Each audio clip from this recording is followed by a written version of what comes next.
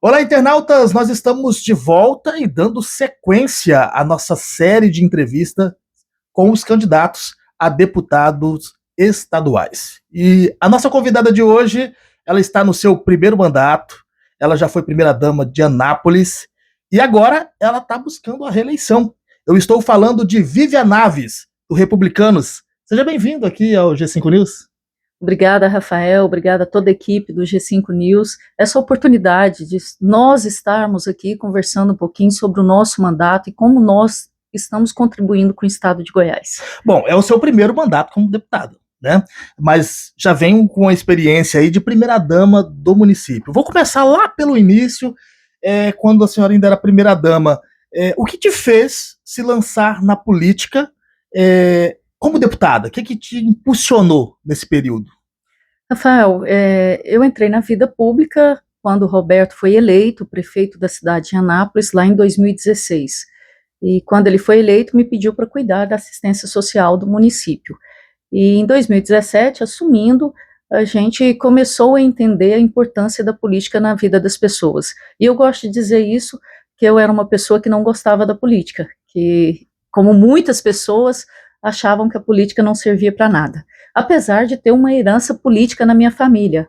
Eu nasci aqui em Goiânia e sou Albernaz no nome. Então, minha mãe é prima primeira do saudoso prefeito União Albernaz. E eu nunca gostei de política. E quando o Roberto assumiu em 2017, eu à frente da assistência social, podendo conhecer as pessoas mais vulneráveis, e aí eu comecei a entender a importância da política na vida e no cotidiano de cada pessoa. E desse trabalho que a gente fez como primeira-dama do município de Anápolis, atendendo, cuidando das pessoas, desenvolvendo muitos projetos sociais, a gente viu que podia continuar contribuindo com o nosso estado ali na Assembleia Legislativa. Então, em 2022 eu me candidatei a deputada estadual e agora o primeiro mandato por 3 anos e meio aí lá na Assembleia como mulher, representando as mulheres, as crianças, as famílias, que essa é a nossa pauta na Assembleia Legislativa. Ontem eu estava conversando aqui, a gente entrevistou a Bia de Lima, que é uma candidata também à reeleição pelo PT, e a gente estava falando justamente dessa representatividade da mulher, principalmente na Assembleia Legislativa. Passou por um período aí de alguns ataques, inclusive à condição de mulher. Você sentiu dificuldade lá? Olha, eu sempre digo que eu não sou a mulher feminista e muito menos gosto do vitimismo, mas é fato que é um ambiente masculino. Hoje nós temos 41 deputados e 4 mulheres apenas. É muita diferença. Então, eu sempre brinco com a deputada Bia de Lima, com a Rosângela Rezende, com a doutora Zeli, que independente das posições ideológicas e políticas, nós temos que nos unir para fazer com que tenhamos mais voz na Assembleia Legislativa. Eu vejo essa dificuldade hoje e eu luto para que nós tenhamos mais mulheres na política. Esse é a nossa grande pauta também, para que a gente consiga envolver mais mulheres, porque nós somos a maior parte do eleitorado e temos pouca representatividade. E temos que elogiar, porque nesse último mandato, nessa 20ª legislatura, nós crescemos 100%. Na anterior, era apenas a deputada Adriana Corsi e a deputada Leda Borges, e agora nós passamos para 4, mas a gente quer, e eu tenho certeza que esse é o intuito das demais deputadas estaduais também, de ampliar esse número e que mais mulheres nos representando ali na Assembleia Legislativa. Bom, uma das pautas que você entrou na Assembleia Legislativa foi a defesa à mulher, inclusive encaminhando vários projetos para defender a mulher. Eu gostaria que você falasse um pouquinho sobre esse trabalho. O que você tem para apresentar para a população em relação à defesa das mulheres? Nós defendemos, sobretudo, as famílias, o fortalecimento das famílias. E sabemos que hoje a família brasileira, a base dela é a mulher. Então, a gente tem uma pauta voltada à proteção das mulheres e à proteção das crianças. A mulher sendo base da família e base da sociedade, precisa de um carinho todo especial. E a gente vê hoje que o assunto tão em voga, que é a proteção das mulheres, sobretudo as mulheres vítimas de violência, e a gente vivenciou isso muito em Anápolis, e lá desenvolvemos uma rede de proteção à mulher muito fortalecida. E tinha aquele abrigo, né, que levava a mulher. Isso que eu ia falar, e eu acredito que não nos moldes que funcionava uma casa-abrigo para as mulheres vítimas de violência, para seus filhos dependentes, e onde ela podia ali sair das garras do agressor, porque o grande problema é esse. a mulher vítima de violência não tem para onde ir. Não tem. E aí ela se submete a essas agressões, sejam físicas, psicológicas, emocionais, e não tem para onde ir, muito menos para onde levar seus filhos. E hoje a gente vê que o Estado também tem bons programas que passaram pela Assembleia Legislativa, a gente teve a oportunidade de relatar e também de aprovar, como Mães de Goiás, o Goiás por Elas. Então, essa rede fortalecida é muito importante para que a mulher tenha coragem de denunciar essa agressão e que possa sair realmente das garras do agressor, mas principalmente que ela consiga essa sua independência. Então, a gente trabalha pelos cursos de qualificação para que essa mulher consiga adentrar ao mercado de trabalho e consiga obter o seu sustento e o dos seus filhos. Uma outra pauta que você defende bastante também é a adoção, né? Sim, a gente fez um projeto de lei, hoje virou lei, né, para que aquela criança que esteja em processo de adoção seja reconhecida pelo nome pelo qual ela se identifica, aquele nome efetivo. Porque às vezes ele tem um nome que advém da pessoa, do agressor, né, do genitor, que às vezes não o reconheceu. Então a gente trabalha para que, e isso já virou lei, e foi uma demanda, inclusive... Mas como que funciona? Por exemplo, ela chama, vamos lá, Rafael. Aí, de repente, ela é adotada. Por exemplo, ela chama Rafael Silva. Uhum. E ela saiu de um lar que ela era vítima de agressão, por parte, provavelmente, às vezes, do genitor. E aí ela não quer ser identificada como Rafael Silva. Ela quer ser identificada como, ou aquela família que ela está em processo de adoção, ou num abrigo. E aí esse direito hoje é garantido. Mas troca todo o nome, não é só o sobrenome? Todo nome ela pode trocar? Todo o nome. É mesmo? Como a identificação dela do nome efetivo ou parte desse nome. E que os órgãos públicos e privados reconheçam isso como de fato Antes de não direito. Era permitido? Não era permitido? Não era permitido. Então ela tinha que ir, por exemplo, no postinho de saúde ou na escola e manter o nome de origem. E hoje é permitido, até que haja a troca pelo nome realmente na certidão de nascimento, que ela se reconheça. Então, no caso, é algo emergencial. Isso, é algo durante o processo de adoção. Ah, entendi. Se ela for para um abrigo, ela já tem direito a trocar esse nome. Isso. Interessante isso, hein? É que foi uma demanda da OAB, da Comissão da Criança e Adolescência, lá da OAB. E já está valendo. Já está valendo, já é lei no estado de Goiás. Você montou também a frente parlamentar, né, da adoção lá. Montamos também a frente parlamentar. O que representa essa frente? Ela representa o direito da criança de ter os seus direitos resguardados. O que acontece muito é que muitas mulheres, as genitoras, querem fazer o processo de adoção, mas são impedidas. E ela tem esse direito, ela tem essa prerrogativa de colocar a criança no processo de adoção, e a criança muito mais ainda o direito de ser adotada por uma família que tenha isso no coração. Então a gente quer dar vazão a essa pauta e dizer que tem muitas famílias que querem adotar essa criança, que tem esse direito e que precisam, e que às vezes o genitor não tem esse instinto maternal. Você foi secretária de assistência social e, graças a isso, foi reconhecida e aprovada como secretária, porque senão não teria sido eleita deputada. Como a gente consegue convencer parte da população, Vívia, de que assistencialismo ele não é esmola? O assistência social, o assistencialismo é um direito das pessoas. Nós sabemos que existem muitas pessoas ainda em situação de vulnerabilidade social, e é dever do Estado cuidar dessas pessoas. Eu sempre digo que as pessoas reconhecem a oferta de uma cesta de alimento como assistencialismo naquele sentido pejorativo porque da o assistencialismo, palavra. Na verdade, ele virou uma palavra pejorativa, Isso. E é assistencialismo em troca de voto. Mas é muito mais que isso, a assistência social, né? Na minha experiência como primeira-dama da cidade de Anápolis, eu tenho que reconhecer que uma família não abre a porta da sua casa, do seu lar, se você não tiver o que ofertar para essa família. Então, a gente ia fazer entrega de cestas de alimentos na casa dessa família, mas o que a gente queria era acessar essa família e verificar as outras demandas. Muitas crianças fora da escola. Então, essa entrega, na verdade, é uma forma de entrar. De acessar aquela família. E a gente pegou diversos casos de idosos em situação de vulnerabilidade, de mulheres vítimas de violência que estavam em situação de não poder sair de casa, né? Muitas crianças fora da escola, outras pessoas precisando de exames de saúde e não sabia como acessar. Então a gente quer, através dessa cesta de alimento, acessar a família. E eu sou muito a favor e eu vejo que a UVG, através da nossa ex-primeira-dama Gracinha Caiado e agora da nossa primeira-dama Yara Vilela, tem feito isso, mas tem buscado que haja a emancipação dessas famílias. Ninguém comemora a entrega de uma cesta de alimento, né? Dona Gracinha fala isso muito bem, a gente comemora a emancipação dessa família. Quando ela deixa de receber, né? Quando ela começa a caminhar com as suas próprias pernas. E quantos cursos de qualificação a gente pôde ofertar para essas mulheres no lar? Vamos colocar desse grupo de atendimento que você fez, só para a gente ter uma noção aqui, para quem tá acompanhando a gente conseguir entender melhor. Vamos colocar aqui que a quantidade de pessoas que você atendeu lá em Anápolis.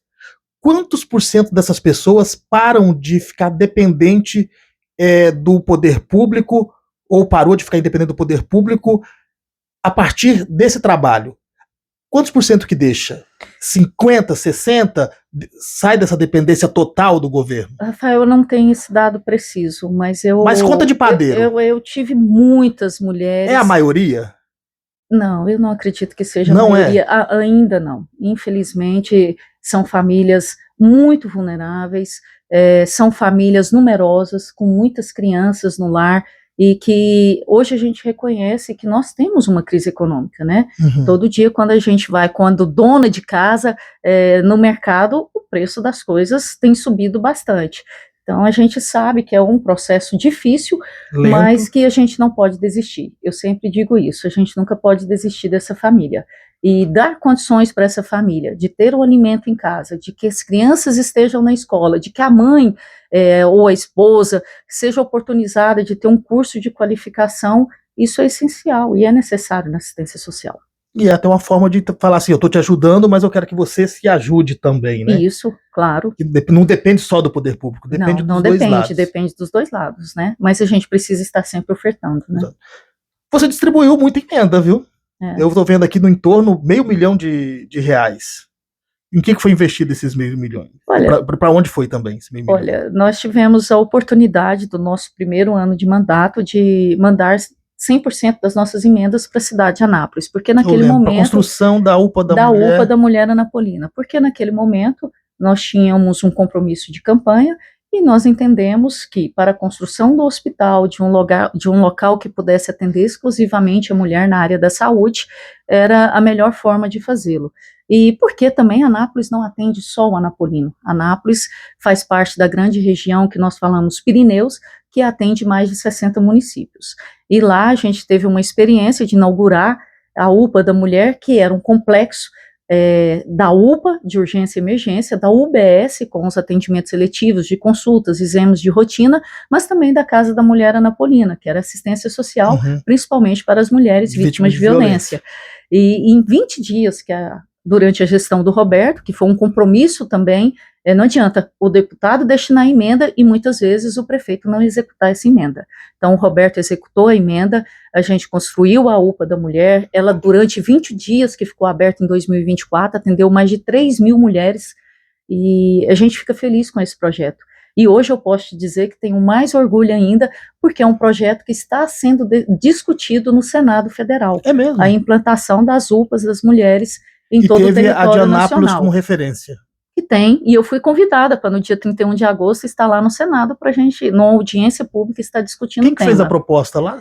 Eu acho que o relator é o senador Vanderlan Cardoso, ele que me convidou, então ele está relatando esse projeto. E vejo também agora o nosso governador Daniel Vilela, que vai fazer a mudança do Hugo, né, para um local maior, e vai fazer um hospital mas da mulher. Mas a gente soltou esse material aqui, mas deu tanto acesso que a gente ficou impressionado, porque ele falou, né, que a ideia é fazer mais...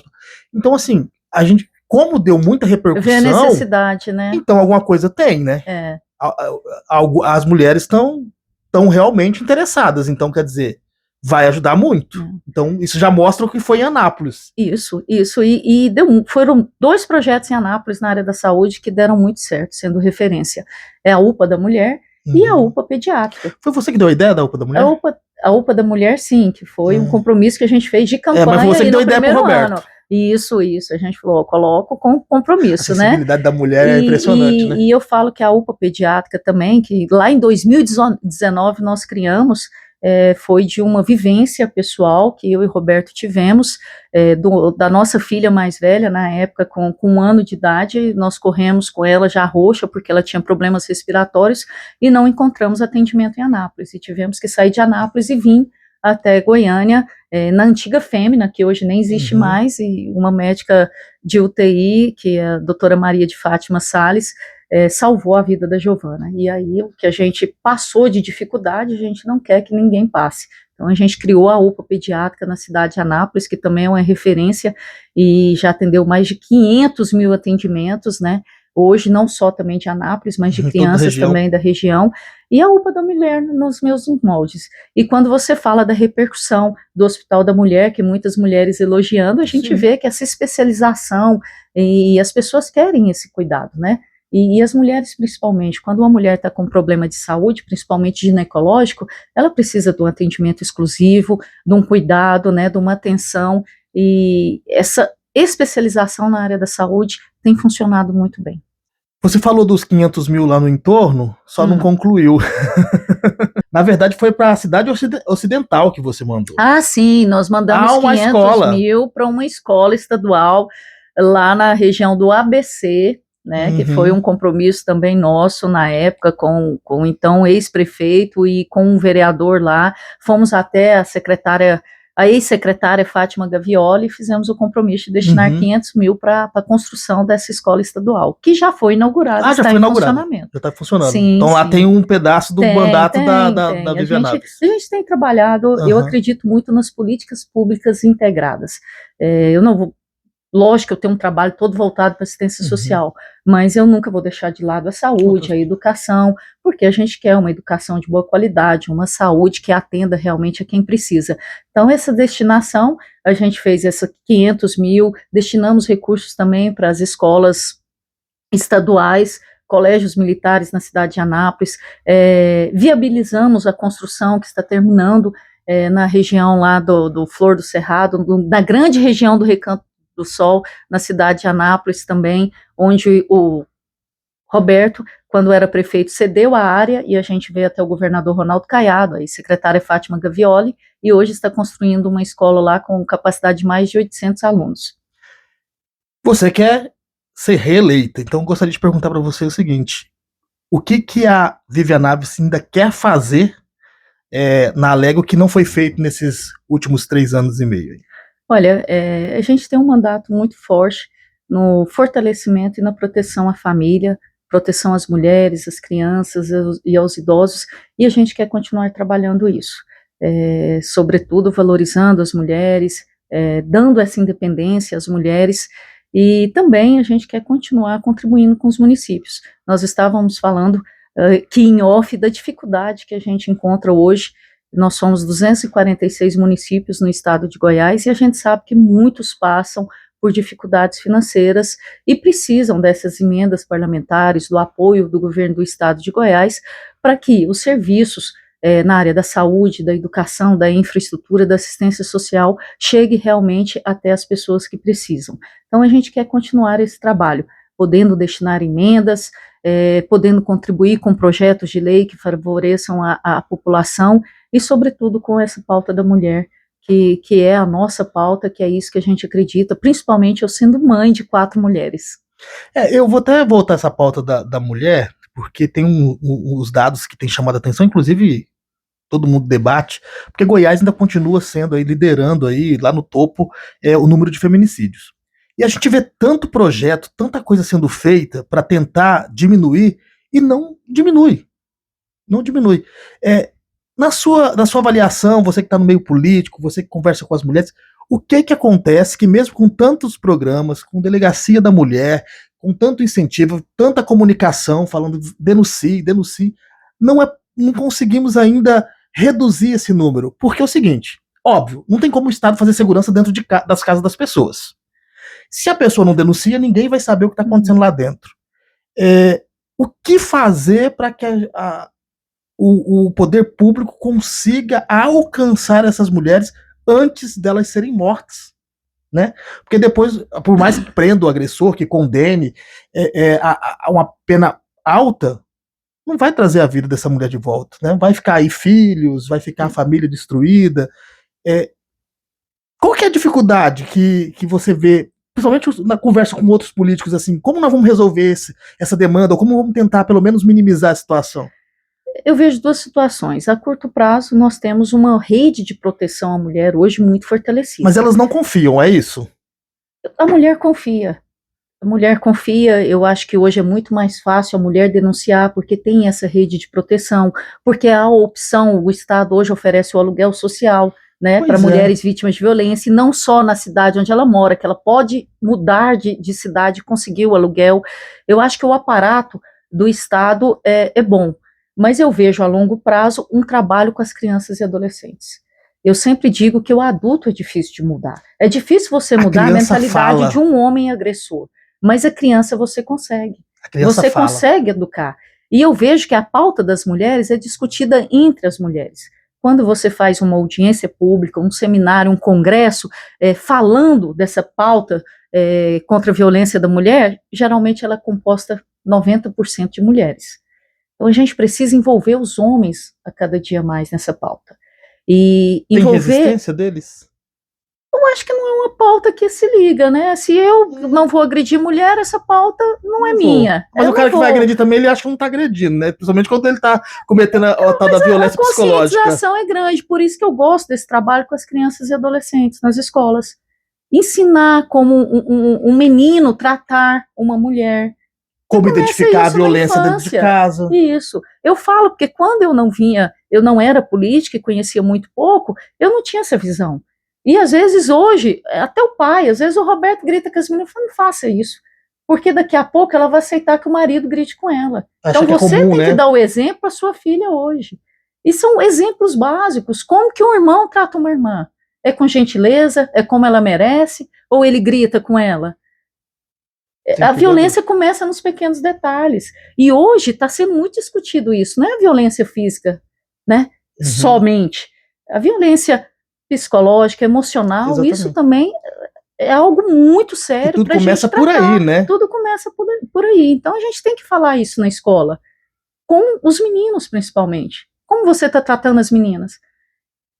E essa questão de gênero, a gente tem que saber, mulheres são mulheres, homens são homens. O tratamento é diferente, né? E eu sempre brinco hoje, eu falei, você quer escolher o marido? Olha como que ele trata a mãe dele. Se ele é um bom filho. Porque se ele trata com grosseria a mãe dele, ele vai te tratar também.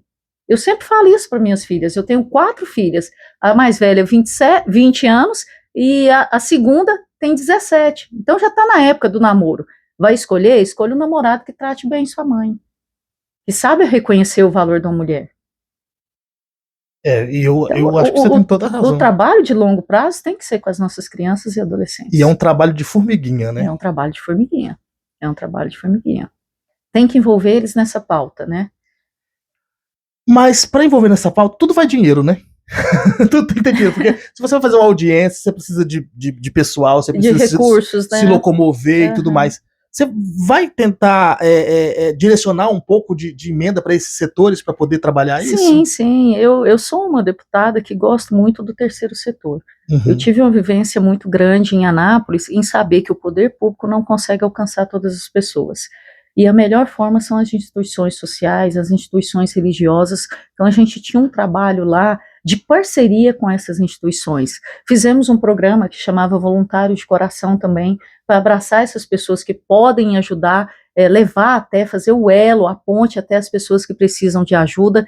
Então a gente continua esse trabalho como deputada, destinando emendas às instituições sociais para que elas possam fazer, estejam fortalecidas e fazer esse trabalho lá na ponta, até onde as pessoas estão, né? Para atingir o objetivo. Tem destinado muitos recursos às instituições. Para essas instituições. Bom, Vivian, a gente está terminando o nosso bate-papo aqui. Eu quero agradecer demais a sua presença. Deixar o microfone aberto caso você queira falar alguma coisa que eu não tenha perguntado ou que eu tenha esquecido. A câmera está aberta para você falar. Agora é o momento de você falar com o eleitor também. Eu agradeço a oportunidade, Rafael. Como eu disse anteriormente, hoje nós mulheres somos a maior parte do eleitorado e nem sempre nós temos voz nos espaços de decisão e de poder. Então, falar com você, mulher, que se sinta representada pelas mulheres que nós temos hoje na Assembleia Legislativa, que nós temos na Câmara Federal. Nós temos hoje uma pré-candidata também a Senado, que é a nossa ex-primeira-dama Gracinha Caiado, que fez tantos projetos sociais, que abraçou tanto a população do nosso estado de Goiás. E o que eu quero, a partir da minha propositura hoje como pré-candidata à reeleição a deputada estadual é continuar contribuindo com o nosso estado de Goiás, continuar fortalecendo a família, cuidando e protegendo as mulheres e as nossas crianças. É esse o nosso papel. E, acima de tudo, como política, continuar servindo a população do nosso estado de Goiás. Muito bem. Boa sorte para você, boa caminhada, boas eleições e que você consiga conquistar aí o êxito dessa caminhada. Obrigada. E para você que nos acompanha, você sabe, até o nosso próximo encontro.